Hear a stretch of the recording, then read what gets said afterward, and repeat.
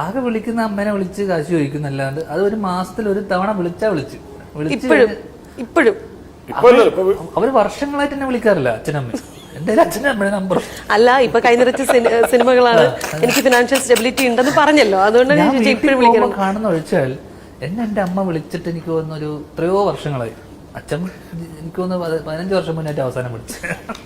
അച്ഛന്റെ അമ്മയുടെ നമ്പർ ഇല്ല, അത് തെറ്റി വിളിച്ചതാ. അച്ഛൻ എന്താ ആരെ വിളിക്കാന്നോ നീ ആയിരുന്നു മറ്റേ അങ്ങനെ കട്ട് ചെയ്ത് പോയതാ. അല്ലാണ്ട് ഞാൻ അവരുമായിട്ട് എനിക്ക് യാതൊരു ഇത്. പക്ഷെ ഞാൻ വീട്ടിലുണ്ടാവും, അച്ഛനുമായിട്ട് ഭയങ്കര. പക്ഷെ എല്ലാ ദിവസവും വിളിക്കുന്ന ഒരു മോൻ അവർക്കുണ്ട്, മൂത്ത മോൻ. അദ്ദേഹം എല്ലാ ദിവസവും വിളിക്കും. പുള്ളി വീട്ടിലേക്ക് വരൂല്ലെങ്കിലും എല്ലാ ദിവസവും വിളിക്കും. ഞാൻ വീട്ടിലുണ്ടാവും, ഒരിക്കലും വിളിക്കാറില്ല. ഇപ്പൊ വിളിക്കണമെന്നില്ലല്ലോ, വീട്ടിൽ നമ്മളുണ്ടല്ലോ. വീട്ടിലുണ്ടാവും, അവർ അവിടുത്തെ ഫുഡൊക്കെ കഴിക്കും, വല്ലപ്പോഴും അവരെന്തെങ്കിലും പറയുമ്പോൾ സംസാരിക്കും. അവർക്കൊരു ആശ്വാസമാണല്ലോ, നമ്മളൊരാളെ മകൻ അവിടെ ഉണ്ടാവും, എനിക്കൊരു സന്തോഷം.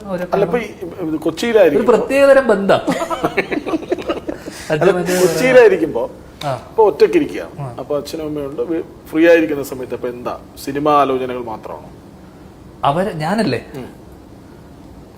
അങ്ങനെ ഒരു ആലോചനയും ഇല്ല എന്നുള്ളതാണ്. ഇന്നിപ്പോ രാവിലെ ആയി, ഇപ്പൊ ഉച്ചയായി, ഉച്ചക്ക് എന്ത് കഴിക്കാം, അതാണ് ആലോചന. പിന്നെ ഒന്ന് ഉറങ്ങണം. വൈകിട്ടാകുമ്പോൾ ഇതെന്താ സംഭവം എന്ന് വെച്ച് കഴിഞ്ഞാൽ എനിക്കിത് എനിക്ക് ഏറ്റവും സന്തോഷം തരുന്ന കാര്യങ്ങളാണെന്ന് ഭക്ഷണം. അപ്പോൾ വൈകിട്ടത്തെ ചായ, ഇന്നെന്ത്, പിന്നെ ഞാൻ അത്യാവശ്യം നന്നായിട്ട് ഭക്ഷണം ഉണ്ടാക്കും. അപ്പോൾ ഭക്ഷണം ഉണ്ടാക്കുന്നതുകൊണ്ട് തന്നെ ഓരോ ദിവസം എന്ത് പുതിയ എക്സ്പെരിമെന്റ് ചെയ്യാം, ഇതൊക്കെ വെറുതെ ഇരിക്കുന്ന സമയങ്ങളിൽ.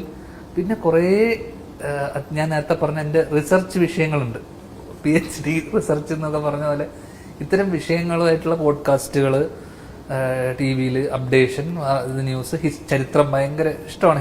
വേൾഡ് ഹിസ്റ്ററി, വേൾഡ് പൊളിറ്റിക്സ്, ഇതൊക്കെ ഇഷ്ടമാണ്. അപ്പോൾ ഇതിനെ കുറിച്ചൊക്കെയുള്ള സിനിമയായിട്ട് ബന്ധപ്പെടാത്ത ഒരുപാട് കാര്യങ്ങളോട് താല്പര്യമുണ്ട്. എന്ന് വെച്ച് കഴിഞ്ഞാൽ അത് എൻ്റെ ഒരു ചെറുപ്പം മുതലേ ഉള്ള ഒരു നോളജ്, അത് അച്ഛൻ ശീലിപ്പിച്ചതാണ്. നമ്മൾ പലപ്പോഴും എല്ലാ ദിവസവും പേപ്പർ വായിക്കണം, ആ വായനയുണ്ട്. പുസ്തകം നോൺ ഫിക്ഷൻ ഒന്നും ഞാൻ വായിക്കാറേ ഇല്ല. ഫിക്ഷനൊന്നും പുസ്തകം വായന വളരെ കുറവ്. പക്ഷെ എന്നാൽ പോലും ബാക്കിയുള്ള വിഷയങ്ങളോടുള്ള താല്പര്യം ഉള്ളത് കൊണ്ട് തന്നെ ഒരു ദിവസം പോലും ബോറടി ഇല്ല. കാരണം ഞാൻ എത്രയോ മാസങ്ങളും 2 മാസവും ഒക്കെ വീട്ടിൽ നിന്ന് പുറത്തിറങ്ങാതിരുന്നില്ല.